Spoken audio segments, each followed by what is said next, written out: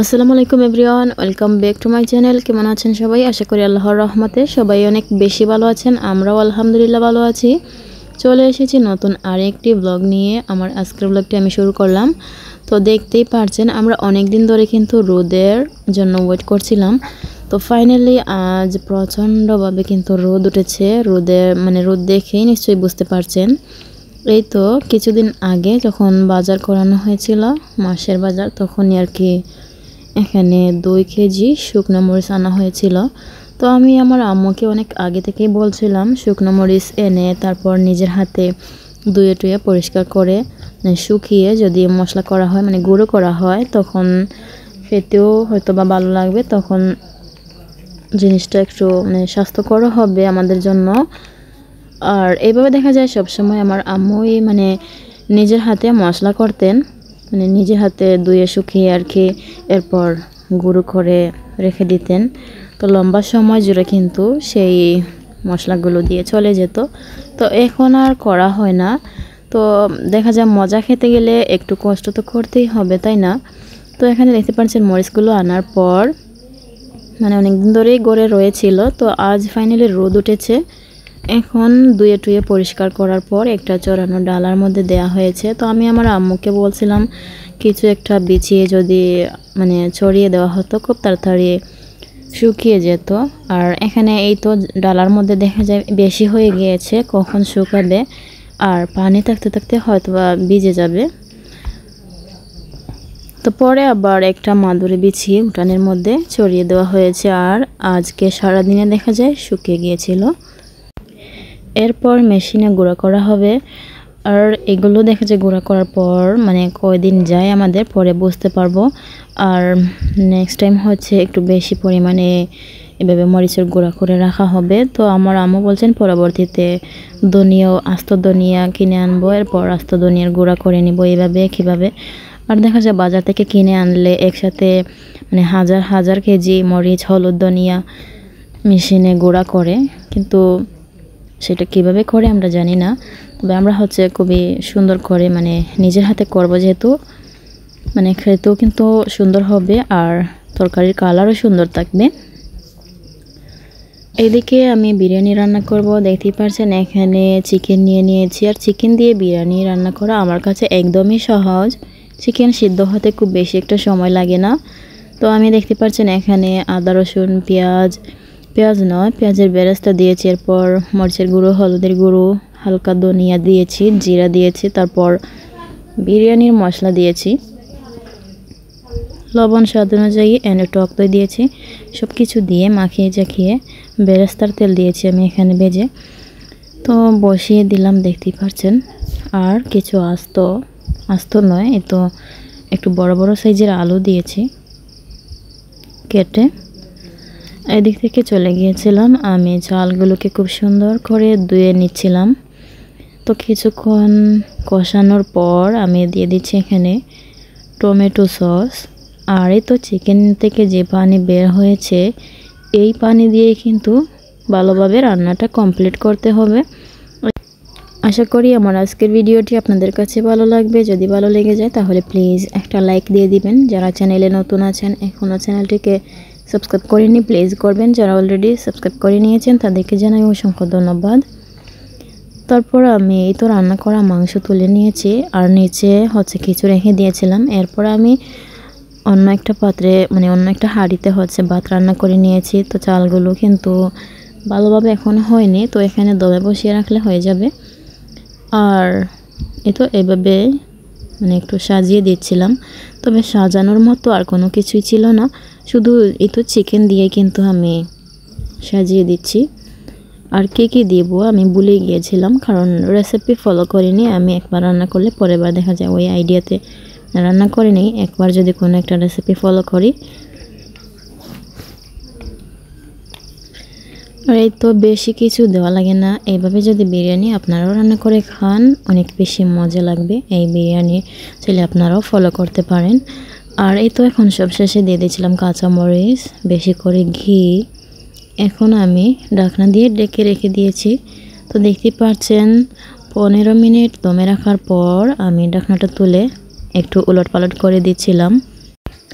চিনি গুঁড়া চাল দিয়ে বিরিয়ানি আমাদের কাছে কিন্তু অনেক বেশি মজা লাগে। আর দেখতে পাচ্ছেন ভাতগুলো কেমন জর্জরে হয়েছে, অনেক সুন্দর রান্না হয়েছিল। তো পরে আমি রেখে দিলাম, ফ্রেশ হওয়ার পর সবাই একসাথে খাবো। আর এইদিকে আরেকটা তরকারি মরিয়ম বসিয়েছে, এখানে নিরামিষ রান্না করবে, ডাঁটা কাঁঠাল বেছে আর হচ্ছে চিচিঙ্গা দিয়ে। আর অল্প কিছু মাছ দেওয়া হবে এখানে, গতুম মাছ, পাঁচমিশালি মাছ আর কি। এই পাশে ফ্রাই প্যান বসিয়ে তেল গরম করে নিয়েছে, তারপর এখানে দিয়ে দিল মলা মাছের মাথা। তো মলা মাছের মাথা ভাজি করে নিচ্ছিল, এখানে হালকা হলুদের গুঁড়ো আর লবণ দিয়েছে। আজ কিন্তু প্রচুর গরম পড়েছে। মশলা কষিয়ে সবজি দিয়ে দিল। এখানে যে চিচিঙ্গাগুলো কাটা হয়েছে মানে 2-3 দিন আগে, তো বাহিরে রেখে দিলে দেখা যায় গরমের সবজি, যেহেতু গরমের দিন পচে যায়, তাই আমরা কাটাকুটি করার পর রেখে দিয়েছিলাম ফ্রিজে। তো এখন রান্না করার কিছুক্ষণ আগে বের করে নিয়েছি। সবজি সিদ্ধ হয়ে গেলে দেখতে পাচ্ছেন এখানে অল্প কিছু মাছ, শিং মাছ, তারপর বাইম মাছ, এগুলো এখানে দিয়েছে। সবশেষে ধনিয়া পাতা দিয়েছে। তো এই ধনিয়া পাতাগুলো মানে ফ্রিজে থেকে দেখা যায় একটু কালো কালো হয়ে গিয়েছিল, কিন্তু গ্রান আছে। ফাইনালি রান্নাবান্না শেষ। এখানে রান্না করা হলো সবজি আর মলা মাছের মাথা ভাজি করা হয়েছে। আর এখানে দেখতে পাচ্ছেন বিরিয়ানি। তো বিরিয়ানি হচ্ছে আজ আমরা দুপুরে খাবো, আর বাকিগুলো রাতে সকালে ওরা খাওয়া দাওয়া করে মাদ্রাসায় যাবে। তো ওই হিসাব করেই কিন্তু প্রতিদিন রান্না করতে হয়। ফ্রেশ হয়ে চলে আসলাম, একসাথে সবাই খাবো। আর এই তো সবার জন্য আমি প্লেটে সার্ভ করে নিচ্ছি। আর আমি হচ্ছে রান্না শেষ করে একটু বের হয়েছিলাম আমাদের পিছন দিকে, মানে পিছনে আর কি, ঘরের পিছনে। তো হঠাৎ করে কোথা থেকে 2টা কুকুর মানে চলে আসলো। আর মানে কুকুরের এই দৌড়ানি খেয়ে দেখা যায় আমার হাত পায়ের শক্তি চলে গিয়েছে, এমন অবস্থা হয়েছিল। তো এক হাত এগিয়ে আসলে দেখা যায় একদম আমার উপরে চলে আসতো। আর 2টা কুকুর এমনভাবে ঝগড়া লেগেছে, মনে হচ্ছিল আমার একদম আজ কামড়ে শেষ করেই ফেলবে, এরকম অবস্থা। আর তখন যে ভয় পেয়েছিলাম, এখনও কিন্তু আমার হাত পা কাঁপছে ভয়েস দিতে এসে। ফাইনালি দেখতে পাচ্ছেন সবাই আমরা একসাথে বসে পড়েছি কুকুরের দৌড়ানি খাওয়ার পর। আসলে আর দুপুরে খাবার কি খাবো, মানে এত বেশি ভয় লাগছিল আমার। তো আল্লাহ হেফাজত করেছেন। আর এই তো দেখতে পাচ্ছেন বিরিয়ানিটা কিন্তু অনেক বেশি মজা হয়েছিল। আমার আম্মু বলছেন অনেক বেশি মজা হয়েছে।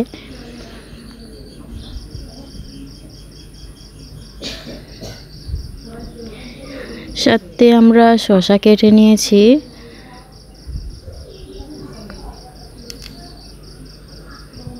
তো কোনো কিছু রান্না করার পর সবাইকে একে একে জিজ্ঞেস করি কেমন হয়েছে কেমন হয়েছে। আলহামদুলিল্লাহ সবার কাছে মজা লেগেছে। আর এই তো দেখতে পাচ্ছেন বিকেলবেলা আমরা আনারস খাবো, বাজার থেকে আনা হয়েছিল আনারস। তো আমার আম্মু হচ্ছে কেটে নিচ্ছিলেন আর কেটে আমাদেরকে দিবেন।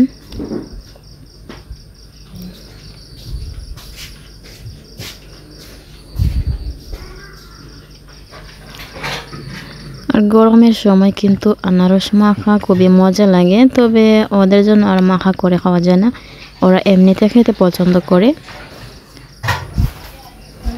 আজ সারাদিন কিন্তু কারেন্ট ছিল না আর প্রচুর গরম ছিল। দেখতেই পাচ্ছেন বাহিরে একটা পাতাও নড়াচড়া করছে না।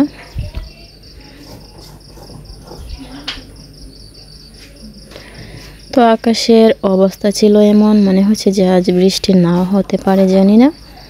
আর এই তো সূর্য অস্ত যাচ্ছিল মাগরিবের কিছুক্ষণ আগে।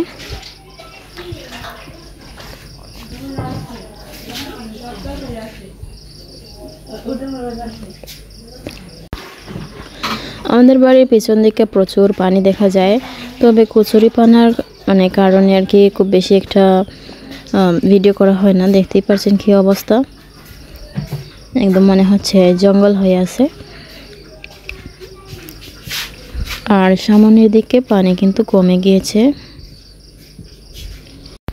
সকালবেলা যখন নাস্তা খাচ্ছিলাম তো মায়ের সাথে গল্প করছিল। তো এখানে দেখতে পাচ্ছেন আমার আম্মুকে বলছিল মরিয়ম ছোটোবেলায় যখন আমাদেরকে এইভাবে একটা পিঠা মানে বানিয়ে খাওয়াতে, তো ওই নাস্তাটা আবারও খেতে ইচ্ছা করছে আম্মু। তো আমার আম্মু দেখতে পাচ্ছেন এখানে চাল ভিজিয়ে রেখেছিলেন, আর তো এইভাবে শিলপাটায় বেটে কিন্তু আমাদেরকে ওই পিঠাটা বানিয়ে খাওয়াতেন। তো আজ হচ্ছে ওইভাবেই বানাবেন আর কি। তো এই চালগুলো ভিজিয়ে রেখেছিলেন ঠিকই, কিন্তু এগুলো বাটতে আর মনে ছিল না, তাই মরিয়ম নিজেই বেটে দিচ্ছিল। তো দেখতে পাচ্ছেন বাটা হয়ে গিয়েছে। এরপর এখানে আম্মু দিচ্ছিলেন পেঁয়াজ কুচি, কাঁচামরিচ কুচি, আর এখানে দিয়ে দিচ্ছিলেন আবারও শুকনো চালের গুঁড়ি। অ্যান্ড এখানে কিছু ময়দা দিয়ে দিতে হবে। ময়দার বদলে চাইলে কিন্তু ভাত দিলেও মানে ভালো হবে, তবে ভাত রান্না করা ছিল না তাই আর ভাত দেওয়া হয়নি, ময়দা দেওয়া হয়েছে। অ্যান্ড মরিচের গুঁড়ো, হলদের গুঁড়ো, লবণ দেওয়া হয়েছে স্বাদ অনুযায়ী। এরপর দেখতে পাচ্ছেন হাত দিয়ে সুন্দর করে মাখিয়ে নিচ্ছিলেন। আর এই পিঠাগুলো একটু শক্ত শক্ত টাইপের আর কি, ভালোভাবে চিবিয়ে খেতে হবে। এই তো অল্প করে পানি দিয়ে কিন্তু মাখিয়ে নিচ্ছেন। আর হলুদের গুঁড়ো কম হয়েছিল মেবি, আবারও একটু হলুদ দিয়ে দিয়েছেন। এখন দেখতে পাচ্ছেন এই পিঠাগুলো হাত দিয়ে কিন্তু করে নিতে হবে, বানাইতে হবে হাত দিয়ে।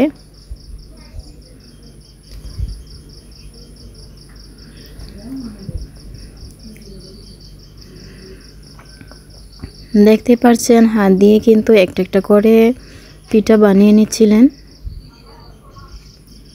আর বৃষ্টির দিনে বিশেষ করে এই পিঠাগুলো কিন্তু খেতে মজা লাগবে।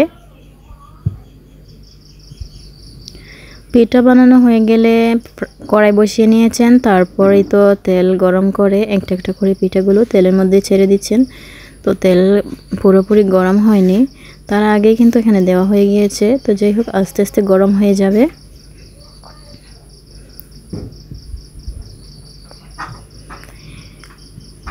একেবারেই কিন্তু সবগুলো পিঠা ভাজা হয়ে যাবে।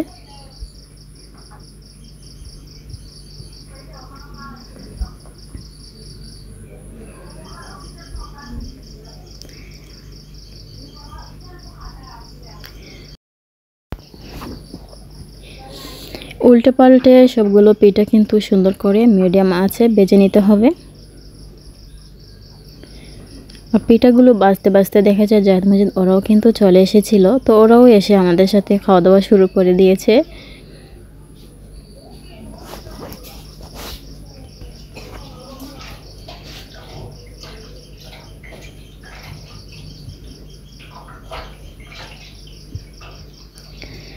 এগুলো কিন্তু ভাজা হয়ে গিয়েছে।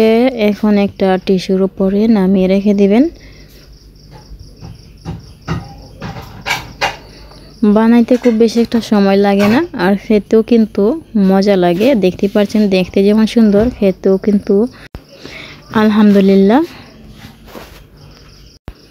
তারপর এখানে নিয়ে আসলো মরিয়ম। তো এখন আমরা সবাই মিলে খাবো, আর ওরা বলছিল সস দিয়ে খাবে।